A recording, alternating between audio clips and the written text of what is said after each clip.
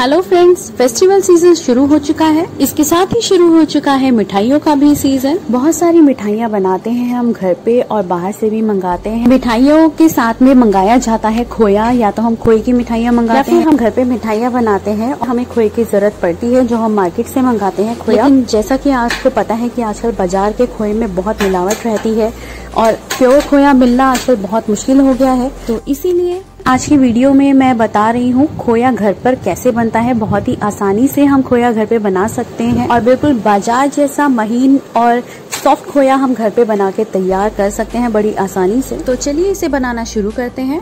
खोया बनाने के लिए मैं 1 लीटर दूध ले रही हूँ। ये फुल क्रीम मिल्क है। जब भी हम खोया बनाते हैं तो उसमें जितनी ज्यादा फैट की मात्रा रहेगी उतना ज्यादा ही खोया बनेगा, यानी ज्यादा क्वांटिटी में बनेगा। और 1 लीटर दूध में लगभग 200 ग्राम खोया बन करके तैयार हो जाता है। खोया बनाने के लिए हमें गहरा और चौड़ा बर्तन चाहिए होगा, हैवी बॉटम का बर्तन चाहिए होगा, क्योंकि हमें दूध को पकाना है। अगर बर्तन छोटा रहेगा दूध उफन कर बाहर आ सकता है, इसलिए हम चौड़ा बर्तन लेंगे। तो सबसे पहले दूध को हमें उबाल लेना है। इसे हम हाई फ्लेम पे उबाल लेंगे। दूध उबल गया है। जैसे ही दूध उबल जाए हमें गैस को लो कर देना है और लो टू मीडियम फ्लेम पर ही हमें खोए को पकाना है, यानी दूध को पकाना है। दूध को हमें लगातार चलाते रहना है। इसके साइड्स पर हमें मलाई नहीं जमने देनी। साइड्स पर जो इसके मलाई जमती है, जो किनारों पर इसके मलाई जम रही है, हमें इसको खुरच के इसके बीच में ही डाल देनी है, या यूं कहिए हमें साइड पे मलाई जमने ही नहीं देनी है, उसको साथ के साथ ही स्क्रैच करके हमें बीच में डाल देना है।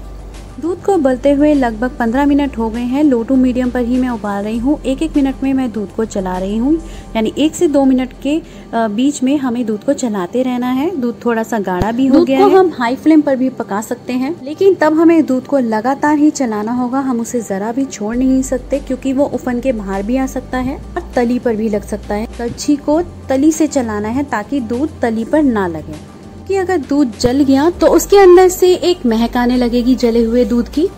इसलिए मैं दूध को लो टू मीडियम फ्लेम पर पका रही हूँ। ध्यान पूरा रखना है और 1 से 2 मिनट में दूध को चलाना जरूर है, तली से लेके चलाना है। देखिए दूध रिड्यूस हो रहा है, गाढ़ा होना शुरू हो गया है। हमें दूध को रबड़ी जितना गाढ़ा करना है, इसलिए इसमें पेशेंस रखने की जरूरत है। लेकिन जो इसके बाद रिजल्ट आता है वो बहुत ही अच्छा आता है, यानी हमारा खोया बहुत अच्छा बन करके तैयार होता है। लगभग 30 मिनट मुझे हो गए हैं पकाते हुए और दूध आधे से कम रह गया है, लगभग 1/3 रह गया है दूध।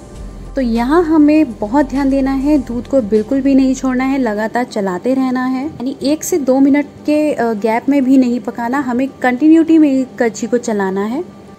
यहाँ देखिए खोए के जो बबल्स हैं, यानी दूध के जो बबल्स हैं वो कम आने लगे हैं। अब तक दूध में बहुत ज़्यादा इसमें उबाले आ रहे थे, अब देखिए कम होने लगा है। अब यहाँ खोया बन करके तैयार होने वाला है।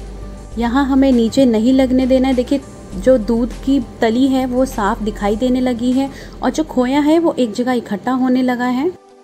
अब देखिए यहाँ जितना लिक्विड फॉर्म में खोया बन करके तैयार हुआ है, बाजार में हमें इतना ही लिक्विड फॉर्म में मिलता है, क्योंकि अगर हम इस टाइम पे गैस बंद कर दें तो भी ये खोया बन करके तैयार है, लेकिन इसमें अभी पानी की मात्रा पूरी तरह खत्म नहीं हुई है। लेकिन जब हम गैस बंद कर देंगे तो थोड़ी देर में ही ये सॉलिड फॉर्म में आ जाएगा, लेकिन इसमें पानी की मात्रा क्योंकि ज़्यादा है, तो जब हम बाजार से परचेज करके लाते हैं तो अगर हम 1 किलो लाते हैं तो वो लगभग 1.25 किलो रह जाता है, क्योंकि बाहर मार्केट में इसी फॉर्म में इतने ही पानी में खोए को जमा दिया जाता है। क्योंकि इस वक्त भी खोया बन करके तैयार हो चुका है लगभग, लेकिन अगर हम इसका पानी और सुखा देते हैं और इसको बिल्कुल डो फॉर्म में कर देते हैं तो ये ज़्यादा लंबे वक्त तक स्टोर हम कर सकते हैं इसे। अगर दूध यानी खोया जो बन रहा है वो नीचे लगता है तली पर, तो देखिए उसका कलर एकदम से बदल रहा है। तो देखिए खोया जो है वो इकट्ठा होने लगा है और यही पहचान होती है, जब खोया तली छोड़ के इकट्ठा होने लग जाता है तो वो लगभग बन ही चुका है। तो इसका मतलब हमारा खोया बन करके तैयार हो गया है। अब इकट्ठा होने के साथ खोया बनने की एक और पहचान है, उसमें से घी रिलीज होने लग जाता है, क्योंकि इसमें फैट तो होता ही है दूध में, तो घी इसमें से निकलने लग जाता है। तो इसका मतलब हमारा खोया बन करके बिल्कुल तैयार हो चुका है।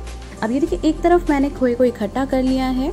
अब हम गैस को बंद कर देते हैं। खोया अब बिल्कुल गर्म है। यहाँ हम चाहे तो किसी मोल्ड में हम इसे कोई भी शेप दे सकते हैं। आप चाहे तो राउंड मोल्ड ले सकते हैं या फिर किसी भी साइज का और शेप का मोल्ड ले सकते हैं इसको शेप देने के लिए, जैसे बाजार में मिलता है। मैं यहाँ एक बाउल ले रही हूँ, तो मैं इसे एक बाउल में डाल देती हूँ और इसकी शेप मैं बाउल में दे देती हूँ और गरम गरम खोए को ही हमें रखना है, यानी शेप देने के लिए गरम गरम खोए को ही हमें किसी भी मोल्ड में या बाउल में रखना है। ठंडा होने के बाद ये सॉलिड हो जाता है। देखिए 4 से 5 घंटे हो चुके हैं, तो यहाँ पे देखिए हमारा खोया जो है अब हार्ड हो चुका है, थिक हो चुका है, सॉलिड हो चुका है, बिल्कुल बाजार जैसा बन करके तैयार हो गया है ये। तो मैं इसे निकाल लेती हूँ बाउल से। तो मैंने एक नाइफ से इसे निकाल लिया है। देखिए मैं आपको कट करके दिखाती हूँ। ये देखिए कितना अच्छा और बाजार जैसा महीन खोया बन करके तैयार हुआ है और ये एकदम हाइजीन तरीके से बना हुआ खोया है। इसमें किसी तरह की कोई मिलावट नहीं है। दूध से बनाया है हमने इसे हम 1 हफ्ते तक बड़े आराम से यूज़ कर सकते हैं। इसे फ्रिज में रखिए, सब्जियों में और मिठाइयों में इसे यूज़ कीजिए। और मैं भी अगली वीडियो में इस खोए से बनाऊंगी बहुत ही टेस्टी मिठाई।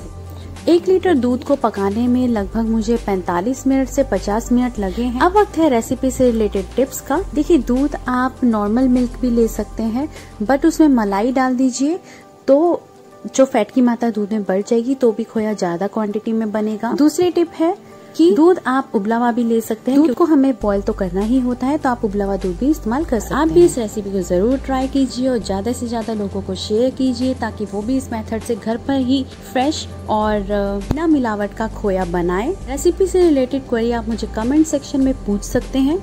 और अगर आपको मेरी रेसिपी पसंद आई हो तो प्लीज मेरे चैनल को लाइक, सब्सक्राइब और शेयर जरूर कीजिए।